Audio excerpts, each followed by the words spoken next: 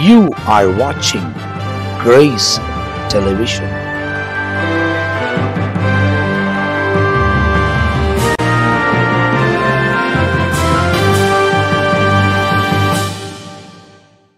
கிறிஸ்துவுக்குள் அன்பானவர்களே, ஆண்டவர் இயேசுவின் நாமத்தில் வாழ்த்துக்களை கூறி இந்த நாளிலும் இந்த காலையில் என் அருமை ஆண்டவருடைய வார்த்தைகளை உங்களுக்கு சொல்வதில் மிகுந்த சந்தோஷமாக இருக்கிறது. இது ஒரு பெரிய பாக்கியம், பெரிய ஸ்லாக்கியம். நீங்களும் கூட விசேஷமானவர்கள். இந்த விசேஷத்தை அறியாதவர்கள் தான் பரிதாபத்தோடு பார்த்து கொண்டும் வேதனையோடு பேசிக்கொண்டும் நம்பிக்கை இல்லாமல் அலைந்து கொண்டும் விரக்தி அடைந்து வருத்தப்படுகிற நிலைகளை பார்க்க முடியும். ஆனால் நமக்கோ வேதத்தை படிக்க படிக்க, தேவ வார்த்தைகளை கேட்க கேட்க புது நம்பிக்கை பெருகுகிறது. ஒரு நாள் தடுமாற்றம் வந்தாலும் அடுத்த நாள் தேவ வார்த்தை நம்ம நோக்கி வரும்போது நம்முடைய தகுதி உயர்த்தப்படுகிறது, நம்முடைய நம்பிக்கை பெருகுகிறது, நம்முடைய வாழ்க்கையின் சூழ்நிலை மறைகிறது. அப்போ இன்றைக்கும் இப்பொழுது ஒரு வார்த்தை உங்களுக்கு குறிப்பிட விரும்புகிறேன். 1 கொரிந்தியர் 3ஆம் அதிகாரத்தின் 25ஆம் வசனத்தை உங்களுக்கு நான் ஆண்டுடைய கிருபையினால் வாசிக்கிறேன்.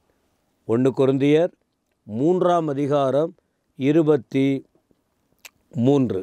நீங்கள் கிறிஸ்துவினுடையவர்கள், கிறிஸ்து தேவனுடையவர். இந்த வார்த்தைகளை கவனிங்க. இப்போ நம்ம படித்து வருகிற வார்த்தை என்ன? கிறிஸ்து, கிறிஸ்தவர்கள், கிறிஸ்துவை பின்பற்றுகிறவர்கள் என்ன செய்யணும்னு. அப்போ இந்த வாக்கியத்தை படிக்கும்போது 3ஆம் அதிகாரத்தின் 23ல் பவுல் சொல்லும்போது ஒரு வார்த்தையை சொல்கிறாரு. நீங்கள் யார் தெரியுமா? கொரிந்து பட்டணத்து விசுவாசிகளே, நீங்கள் யார்? நீங்கள் கிறிஸ்துவுக்கு சொந்தக்காரவங்க. நீங்கள் கிறிஸ்துவினுடையவர்கள்னால் நீங்கள் கிறிஸ்தவங்க. கிறிஸ்து உங்களுக்குள்ளே இருக்கிறார். கிறிஸ்து யார் தெரியுமா? அவர் பரலோகத்தோடு தொடர்புடைய தேவனுடையவர். இவரும் தேவன்தான், இயேசு கிறிஸ்துவும் தேவன்தான். அவர் மனுஷனாக வந்ததனால தன்னை குறைத்து கொண்டார். திரியேகத்துவம், 3 ஆழ்த்தத்துவம், அதிலே பிதாவாகிய தேவன் என்றும் குமாரனாகிய தேவன் என்றும் பரிசுத்த ஆவியானவராகிய தேவன் என்றும் 3 கடவுள் அல்ல, ஒரே ஒரு தேவன் 3 விதத்தில் வெளிப்படுத்தப்பட்டிருக்கிற பல முறை நாம் சொல்லுகிறோம். கிறிஸ்து யார்? பரலோகத்துக்குரியவர், தேவனுடையவர். கிறிஸ்தவர்கள் யார்? கிறிஸ்துவுக்கு சொந்தக்காரர்கள். அப்போ என்ன அப்படின்னா, ஒரு ஃபெலோஷிப், ஐக்கியத்தை சுட்டி காட்டுகிறது. பிதாவும் கிறிஸ்துவும் ஐக்கியமாக ஒன்று அப்படிங்கிற அளவுக்கு அவருக்கு சொந்தம். அதே போல் நாம் கிறிஸ்துவை நம்பி இருக்கிறதினால், அவரை உள்ளத்தில் ஏற்றுக்கொண்டதினாலே நாம் கூட யார் தெரியுமா? கிறிஸ்துவோடு ஐக்கியப்பட்டவர்கள். 1 யோவான் நிருபத்தில் 1 யோவான் 1 அதிகாரத்தின் அதனுடைய 7ஆம் வசனம் பாருங்கள். அவர் ஒளியில் இருக்கிறது போல நாமும் ஒளியில் நடந்தால் ஒருவரோடொருவர் ஐக்கியப்பட்டிருப்போம். அவருடைய குமாரனாகிய இயேசு கிறிஸ்துவின் இரத்தம் சகல பாவங்களையும் நீக்கி நம்மை சுத்திகரிக்கும். அப்போ என்ன சொல்கிறாரு? அவர் ஒளியில் இருக்கிறதை போல, இயேசு கிறிஸ்து ஒளியில் பிதாவாகிய தேவனோடு இருக்கிறதுனால நாமும் கூட ஒளியில் நடந்தால், நானே உலகத்திற்கு ஒளி என்று சொன்னவர், அந்த ஒளியோடு நாமும் ஐக்கியப்பட்டால், ஒருவரோடு நடந்தால் ஐக்கியப்பட்டிருப்போம். இதே 1 யோவான் 1:6 வசனத்தில் சொல்லுகிறார், நாம் அவரோடே ஐக்கியப்பட்டவர்கள் என்று சொல்லியும் இருளில் நடக்கிறவர்களாய் இருந்தால் சத்தியத்தின்படி நடவாமல் பொய் சொல்லுகிறவர்களாய் இருப்போம். அப்போ என்ன சொல்கிறாரு? நான் அவரோட தான் ஐக்கியப்பட்டிருக்கிறேன்னு சொல்கிற, ஆனால் இருளில் நடந்தால் நீ பொய் சொல்லிக்கிட்டு இருக்கீங்க, நீங்கள் சத்தியத்தில் நடக்கலை. அப்போது அந்த ஐக்கியம் உடைக்கப்படுகிறது பாருங்க. ஒளியின் தேவன் அந்த ஐக்கியத்தை உறுதிப்படுத்துகிறார். எனவே நாம் கிறிஸ்தவர்கள் யார்? கிறிஸ்துவோடு கூட ஐக்கியப்பட்டு வாழ வேண்டும். அப்படி இருக்கும்போது 1 கொரிந்தியர் 3:3 சொல்கிறாரு, அப்படி நீ கிறிஸ்தவராக இருந்தால் இருந்தால் உங்களுக்குள்ள என்ன இருக்கக்கூடாது தெரியுமா? கவனிங்க, கிறிஸ்துவுக்கிட்ட பொறாமை இல்லை, கிறிஸ்துக்கிட்ட வாக்குவாதம் இல்லை, கிறிஸ்துக்கிட்ட பேதகங்கள் இல்லை. ஆனால் கொரிந்து மக்களே, உங்களுக்குள்ள அது இருக்குது. ஆனால் நீங்கள் கிறிஸ்தவங்க, நீங்கள் கிறிஸ்துவை பின்பற்றுறவங்க. உங்களுக்குள்ள என்ன இருக்குது? பொறாமை. நீங்கள் வாக்குவாதம் பண்ணிக்கிட்டு இருக்கீங்க, சர்ச்சுக்கெல்லாம் போகிறீங்க, பைபிள்லாம் படிக்கிறீங்க, பாடலெல்லாம் பாடுறீங்க, ஆராதனையெல்லாம் செய்கிறீங்க. ஆனால் உங்களுக்குள்ள பொறாமை போகலையே, வாக்குவாதம் பண்ணுறீங்களே, உங்களுக்குள்ள வித்தியாசங்களை காண்பிக்கிறீங்களே. அப்படி இருக்கிறதுனால நீங்கள் யார் தெரியுமா? மாமிசத்தின்படி நடக்கிறவங்க.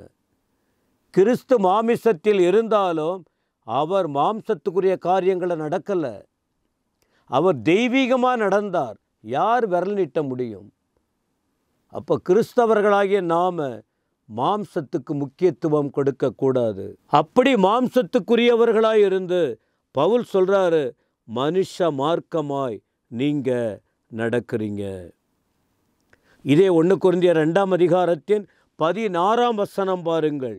2:16, கர்த்தருக்கு போதிக்கத்தக்கதாக அவருடைய சிந்தையை அறிந்தவன் யார்? உங்களுக்கோ கிறிஸ்துவின் சிந்தை உண்டாயிருக்கிறது, கிறிஸ்துவை ஏற்றுக்கொண்டிருக்கீங்க.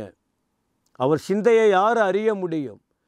ஆனால் நீங்கள் மாம்ச காரியத்தின்படி நடக்கக்கூடாது, மாம்ச சிந்தை உங்களுக்கு இருக்கக்கூடாது. அப்போது கிறிஸ்துவின் சிந்தை உங்களுக்கு உண்டாயிருக்கு.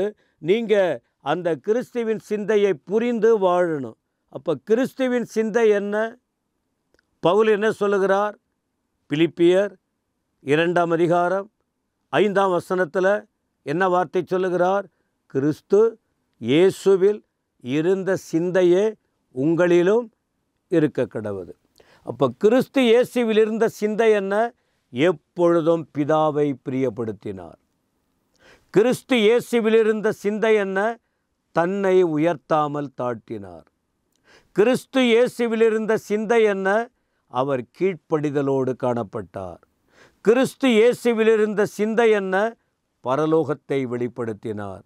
அப்போ இந்த கிறிஸ்துவை தரித்து கொண்டவர்கள், கிறிஸ்துவின் சிந்தையை உடையவர்கள், கிறிஸ்துவை போல நாமும் இருக்க வேண்டும். பொறாமைகள், வாக்குவாதங்கள், பேதகங்கள் இல்லாமல் இதுக்கு முன்னாடி இருந்திருந்தா இப்படிப்பட்ட வார்த்தைகளை அறிந்து கிறிஸ்துவை வெளிப்படுத்த ஒப்பு கொடுப்போம். ரொம்ப ஈஸியாக எல்லாரும் சொல்லிடுறாங்க, இவங்க கிறிஸ்தவங்களா, இவங்களும் சர்ச்சுக்கு போகிறாங்க, எவ்வளோ வார்த்தை சொல்கிறாங்க. அப்போ யாரால் கிறிஸ்து தூஷிக்கப்படுகிறார் பாருங்க. அவசியமாக நம்ம எங்கே கிடந்தோம், ஆண்டவர் எப்படி நம்ம விடுதலையாக்கி கொண்டு வந்தார். இப்போ இருக்கிற நாட்களிலாவது கிறிஸ்துவுக்கு மகிமையை கொண்டு வருவோம். அவரை யாரும் நம் மூலமாக தூஷிக்கக்கூடாது. நம்ம கர்த்தருக்காக வாழணும், அந்த ஐக்கியத்தை வெளிப்படுத்துவோம். நம்ம வாழ்க்கையை பார்த்து ஆண்டவர் ஒரு முறை சொன்னார், நீங்கள் என் கற்பனையை கை கொண்டு வாழ்ந்தால், நீங்கள் அன்பாக இருந்தீங்கன்னா நீங்கள் ஏன் சீஷர்கள்னு மற்றவங்க தெரிந்து கொள்வாங்க. அப்போ அவங்களும் என்னை பின்பற்றி வாழ்வாங்க. எவ்வளோ பொறுப்பு இருக்குது பாருங்கள். உணர்வோமா? ஒப்பு கொடுப்போமா? ஐக்கியத்துக்கு முக்கியத்துவம் கொடுப்போமா? நல்ல ஆண்டவரை துதிக்கிறோம். இந்த வார்த்தைகளுக்காக ஸ்தோத்திரம். பிரிவினை வாதங்களை மாற்றும், ஐக்கிய உணர்வை கட்டளையிடும், நானும் என் பிதாவும் ஒன்றாய் இருக்கிறோம் என்று சொன்ன தெய்வமே, நாங்களும் அதை போல வாழ்ந்து உமக்கு மகிமையை கொண்டு வர உதவி செய்யும். வார்த்தைகளை கேட்ட ஒவ்வொருவர் மீதும் உமது வல்லமை இறங்கும்படி ஒப்பு கொடுக்கிறோம். அற்புதமாய் நடத்துங்க. ஸ்தோத்திரம். இயேசுவின் நாமத்தில் வேண்டுகிறோம் பிதாவே. ஆமென், ஆமென்.